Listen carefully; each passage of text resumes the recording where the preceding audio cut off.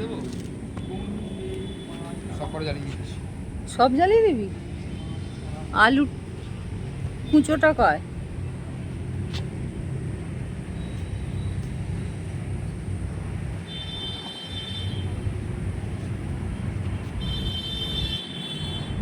ছোট্ট আলুর কুঁচোটা কয় ধুবলা ভাবে?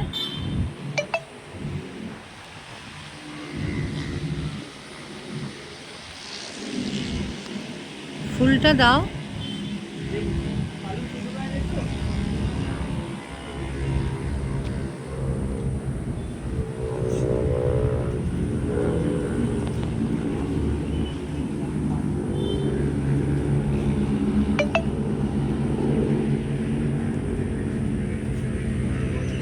মাতরম,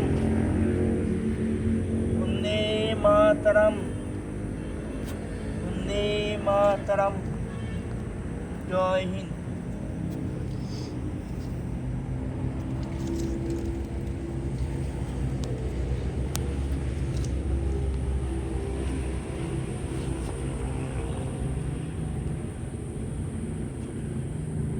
সব ধূপগুলো জ্বালিয়ে দিয়েছিস? না, একটা ফোকার আছে। আর একটা রেখে কি হবে? ঠিক আছে, ঠিক আছে।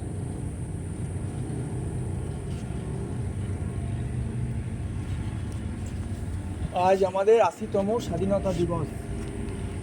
আমরা দেখতে দেখতে ৮০টা বছর পৌঁছে গেলাম, কিন্তু আমাদের সামাজিক স্বাধীনতা হয়নি। শুধুমাত্র ঔপনিবেশিক যারা এসেছিল আমাদের দেশে ব্যবসা করতে, ব্যবসা করার সূত্র ধরে দেশকে অধিকার করে রেখেছিল, তারা শুধুমাত্র চলে গেছে, কিন্তু আমরা সামাজিকভাবে কিন্তু স্বাধীনতা পাইনি। কিছু মানুষ ভারতবর্ষকে খুব জঘন্যভাবে তার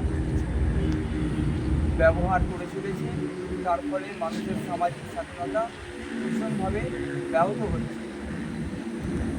শুধুমাত্র আমরা দেখছি রাজনীতির দলগুলো শুধু ভালো ভালো কথা বলে মানুষের মন জয় করে পিছন দিক দিয়ে ছুরি মেরে যাচ্ছে, এটা একদমই ঠিক না। কিন্তু এই ঠিক কবে হবে আমরা কেউ জানি না। আমাদের মহান বিপ্লবীরা একের পর এক প্রাণ দিয়ে গেছেন এই স্বাধীনতার জন্য, কিন্তু তাদের স্বাধীনতা এখনও সাধারণ মানুষ পেয়ে উঠতে পারেনি। কবে পাবে, অদূর ভবিষ্যতে আদৌ পাবে কি না, সেটা এখনও আমরা জানি না। জয় হিন্দ, বন্দে মাতরম। তুমি একটু কিছু বলো। বলবো একই তো কথা। না না, অবশ্যই তুমি তোমার মতন করে বলো। আমাদের ৮০তম স্বাধীনতা দিবস হয়ে গেল, কিন্তু ওই একই কথা, সামাজিক স্বাধীনতা নেই। এখানে নানা রকম কার্যকলাপ চলছে আজও ভারতে। ধর্মের দিক থেকে আমরা নিজেদেরকে বর্বর করে তুলছি দিনের পর দিন। কারণ এই যে মুসলিমদের সাথে হিন্দুদের দাঙ্গা বা নানা রকম বিষয়, এই যে আমাদের হঠাৎ করে এতটা হিন্দু হয়ে ওঠা, কট্টর হিন্দু হয়ে ওঠা, এটা কোথাও গিয়ে ধর্ম নামে কোনো কালচারকে ভাঙার চেষ্টা আমার মনে হয়। কারণ অবশ্যই অতীতে মুসলিম কিছু ব্যক্তি বা মুসলিমের অধিকাংশ আমাদের উপর অত্যাচার করেছে, বললে তার প্রতিশোধ নেওয়া উচিত হয়তো, কিন্তু প্রতিশোধ নিতে গিয়ে আমরা নিজেদেরকে সেই বর্বরটির মতো করে ফেলছি। কারণ তারা যা করেছে আমরাও তাই করছি। আমাদের বিচার করতে হবে, বিচার করার পর মারতে হবে। মুসলিমদেরও মারা উচিত, কিন্তু সেই মুসলিমদের যারা নিজের ধর্মকে সম্মান করতে পারে না, যারা অন্যের ধর্মকে সম্মান করতে পারে তাদের নয়, যারা এপিজে আব্দুল কালামের মতো, বাবা সাহেব আম্বেদকরের মতো, যারা খান স্যারের মতো, তাদের নয়। এটা তো ধর্মের দিক থেকে। সামাজিকভাবে আমরা বলছি আজকের দিনে নারীদের এনভায়রনমেন্ট, কিন্তু আমার মনে হয় না যে এইটাই একখানা ওয়ার্ড, এই কথাটা শেষ বলা উচিত। এক শ্রেণীর ছেলেদের থেকে মেয়েদের সুরক্ষা দেওয়া দরকার, আর এক শ্রেণীর মেয়েদের থেকে ছেলেদের সুরক্ষা দেওয়া দরকার। কারণ এই দেশে যেমন একটা মেয়ের রেপ হচ্ছে, একটা মেয়ে নয় একাধিক মেয়ের রেপ হচ্ছে, ঠিক সেমভাবে অনেক ছেলেকে নির্গ্রামে বন্দি হতে হচ্ছে, অনেক ছেলেকে দুর্গ থেকে ফেলে দেওয়া হচ্ছে, অনেক ছেলেকে পাহাড় থেকে ফেলে দেওয়া হচ্ছে। তো স্বাধীনতা মানে যদি সবার মধ্যে সেম স্বাধীনতা, সেম সমান সবার মধ্যে বিচার হওয়ার কথা হয়, তাহলে সেখানে দেখা উচিত যে মেয়েদেরকে স্বাধীন করতে গিয়ে আমরা ছেলেদেরকে পরাধীন করে ফেলছি কিনা। মেয়েদের স্বাধীনতার দরকার, কিন্তু আমরা যখন বলি মেয়েদের সম্মান দেওয়ার কথা, তখন একটা কথা মাথায় রাখতে হবে, তাকেই সম্মান দিতে পারবো যে নিজেকে সম্মান দিতে পারে। আজ আমরা কাকে ফলো করছি? বিহার কীভাবে কেন আমরা সবাই তা দেখছি জানি। তো সেই বিহারকে আমরাও বিহারি গানে ভোজপুরি গানে নাচি, সেটা কথা নয়, কিন্তু একটা ক্যাজুয়াল আর একটা আস্তে আস্তে নিজেদের ট্রেন্ডে পরিণত হওয়া দুটো আলাদা জিনিস।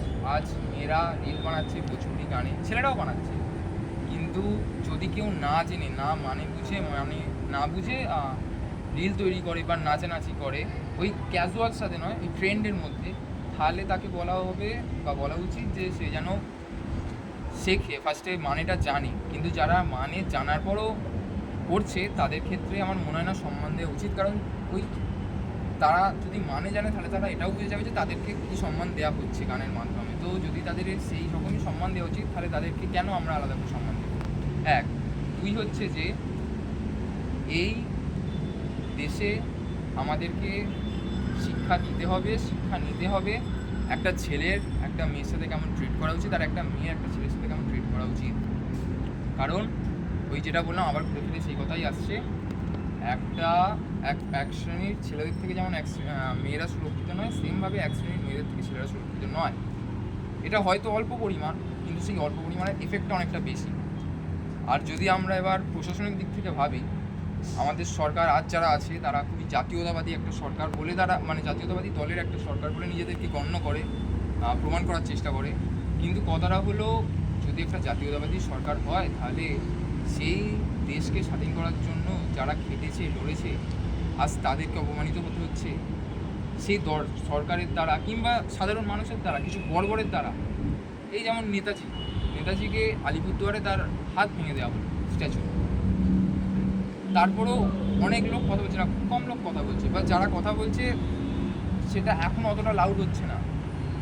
আমাদের ভাবা দরকার যে কোথায় আমরা যাচ্ছি, কারণ যারা আমাদের এই স্বাধীনতার জন্য রক্ত দিয়েছিল তাদের যদি এরকম ভালো হয় তাহলে কাল আমাদের ভালো হবে। আর সবথেকে বড় কথা, আমরা বলছি 2047-এর মধ্যে আমাদের ভারতকে গ্রেট ভারত করবো, গ্রেট ইন্ডিয়া করবো, আমরা নিজেদের দেশকে 1 নম্বরে দেখতে চাইছি, আমেরিকাকে চায়নাকে টপকে। কিন্তু যখন কম্প্যারিজনের সময় আসে তখন আমরা নিজেদেরকে পাকিস্তান বাংলাদেশের সাথে কম্পেয়ার করি। আজ পাকিস্তানের থেকে আমরা দেখতে পাচ্ছি সোশ্যাল মিডিয়ায় ভারতীয়রা বলছে স্বাধীনতা পেয়ে গেছে, সেটা আলাদা ব্যাপার। কিন্তু কথাটা হচ্ছে, যদি এরকমভাবে একদিন পাকিস্তান আর বাংলাদেশ এই পৃথিবী থেকেই মুছে যায়, পৃথিবীর মানচিত্র থেকে, তাহলে সেদিন ভারতও মুছে যাবে, পাকিস্তান বাংলাদেশ নেই বলে। কারণ কম্প্যারিজন আর কেউ কারোর সাথে করছে না। তাহলে আমাদের কম্পেয়ার করতে হবে নিজেদেরকে আমেরিকার সাথে, জার্মানির সাথে, ইংল্যান্ডের সাথে, অস্ট্রেলিয়ার সাথে, জাপানের সাথে, চায়নার সাথে। কিন্তু হ্যাঁ, একটা কথা মাথায় রেখে, যে নিজেদের কালচারকে বিসর্জন দিয়ে নয়। আমরা আমাদের ইস্টার্ন কালচারকে ফলো করা উচিত, ওয়েস্টার্ন কালচারে একেবারে ঢুকে যাওয়া উচিত নয়। সেটা ছেলেদের ক্ষেত্রে, মেয়েদের ক্ষেত্রে, সবার ক্ষেত্রে। ঘুরে ফিরে একটাই কথা, মেয়েদের ক্ষেত্রে বুঝে পড়া বলা করা উচিত, আর ছেলেদের ক্ষেত্রে সেমভাবে বুঝে বলা করা উচিত। তবেই দেশটা আমরা যে স্বপ্ন দেখছি সেই স্বপ্নের দিকে উঠবে। এটাই জাস্ট, আর এটা এই বছর বলে নয়, প্রত্যেক বছর সেম কথা হচ্ছে, কিন্তু কোনো প্রোগ্রেস হচ্ছে না, দ্যাটস ইট, আর কিছু বলার নেই।